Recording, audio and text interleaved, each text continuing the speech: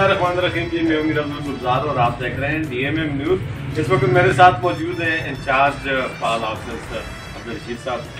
बड़े अच्छे तजुर्बेकार ऑफिसर हैं और मैं एक अरसे से इन्हें जानता हूँ और मेरी मुलाकात कई माह बाद हुई, बड़ी खुशी हुई। बहुत शुक्रिया अब्दुल रशीद साहब, आप आवाम के एक मरकजी ऑफिस जहाँ पे लोग शिकायत लेकर आते हैं और वो अपने मसाइल के हल के लिए मुशावरत भी करते हैं, तो आप उन सबको डील भी करते हैं। माशाल्लाह आपका काफ़ी अमला है, उनमें एक खातून भी मौजूद हैं जो आपके इस अमले में शामिल है। और स्टाफ में कितने लोग हैं आपके साथ?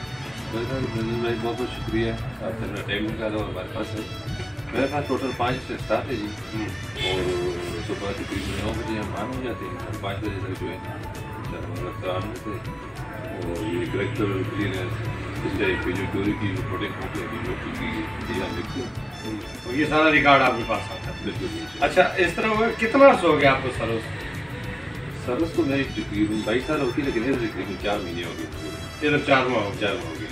अच्छा, अपने जो आने वाले साइलिन हैं, देखने वालों को क्या मैसेज, क्या पैगाम देना चाहिए?